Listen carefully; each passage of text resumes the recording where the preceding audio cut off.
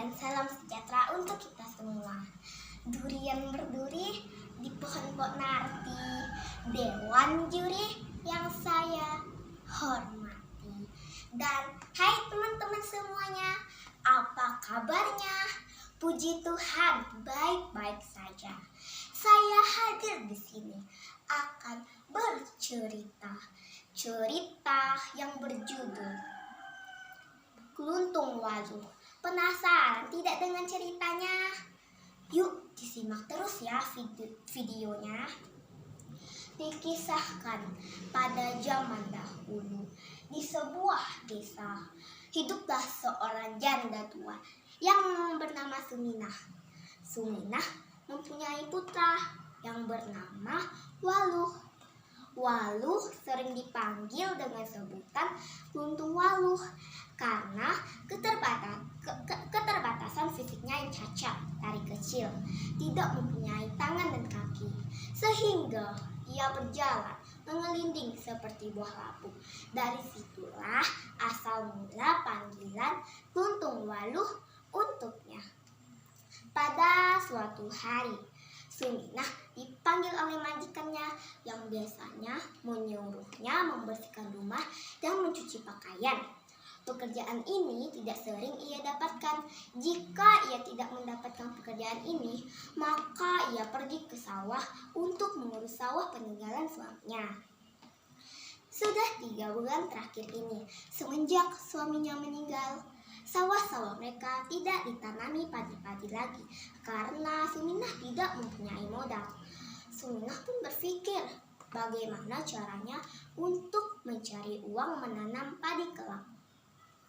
Sementara sang ibu sibuk bekerja, Keluntung Waluh menunggu setia di rumah tanpa melakukan kegiatan apapun. Tapi ia merasa bosan karena ditinggal terus oleh ibunya. Sekali-sekali ia mengelinding bagai bola labu yang matang, ke sana kemari, bermain hingga malam tiba. Ia pun selalu mendoakan ibunya agar diberi kesehatan, rezeki yang banyak, dan umur panjang. Ketika ibunya datang, Keluntung Waluh menyambut dengan gembira. "Ibu, kok lama? Banyak ya kerjanya?" tanya Waluh dengan lembutnya. "Iya nak, lumayan cuci piring terus bersih-bersihkan rumah," jawab ibu. "Kamu pasti lapar kan sayang? Ini ibu belikan makanan," tambahnya lagi. "Iya bu, Waluh lapar sekali. Terima kasih ya bu udah beliin Waluh makanan," seraya mengambil bungkusan kantong plastik itu yang dibawa ibunya tadi. Dengan lahap, ibu dan anak itu pun menghabiskan makanan mereka. Dan semakin gelapnya malam, mereka harus segera tidur. Keesokan harinya, Suminah dipanggil lagi oleh majikannya yang biasanya untuk menyuruhnya membersihkan rumah dan mencuci pakaian. Keluntung Waluh pun tahu bahwa ia ditinggal sendirian lagi di rumah. Ia pun berpikir bagaimana caranya untuk membantu ibunya. Ia pun tak langsung diam. Ia langsung mengambil cangkul, memakai sepatu kebun dan topi lusuhnya. Selanjutnya, ia mengelinding menuju sawah. Sesampai di sawah, ia masih berpikir bagaimana caranya untuk menanam padi-padi di sawahnya. Sembari duduk berlutut, Keluntung Waluh memohon kepada Hyang Widi untuk membantu pekerjaannya, agar diberi cara untuk membantu pekerjaannya. Selanjutnya, Keluntung Waluh turun ke sawah dan mulai menyangkut. Sudah seharian di sawah, pekerjaan Keluntung Waluh tidak selesai-selesai. Ada 2 pasang mata yang melihatnya dari atas. Mereka itu adalah peri-peri kayangan yang cantik-cantik. Mereka pun langsung melaporkan kepada Ratu Peri. Ratu Peri pun sangat iba mendengar cerita kegiatan Keluntung Waluh. Ratu Peri pun langsung mengutus peri-peri untuk membantu pekerjaan Keluntung Waluh. Peri-peri pun langsung kembali ke bumi dan menyulap sawah-sawah Keluntung Waluh. Dan pada saat itu, Keluntung Waluh menatap kepada peri-peri itu.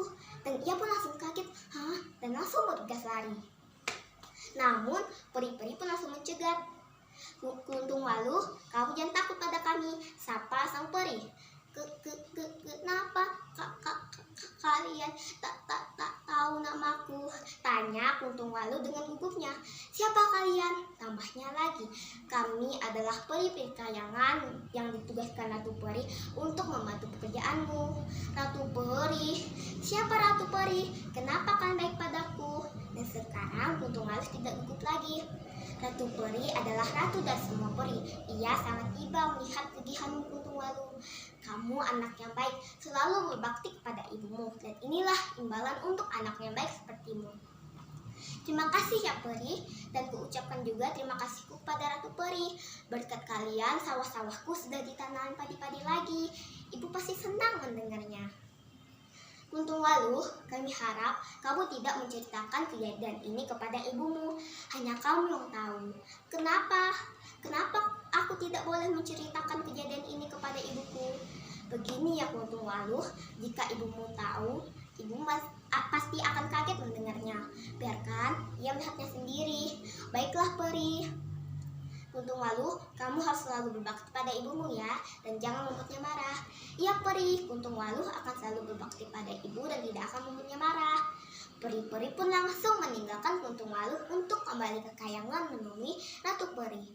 Kuntung Walu pun senang karena sawah-sawahnya sudah ditanami padi-padi lagi.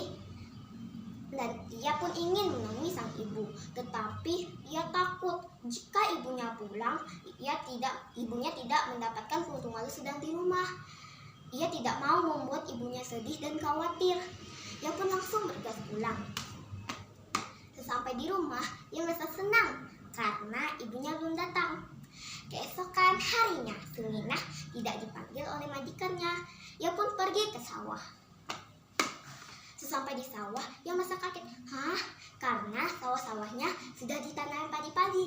Ia pun langsung kembali ke rumah dan menanyakan hal ini kepada Kuntung Walu.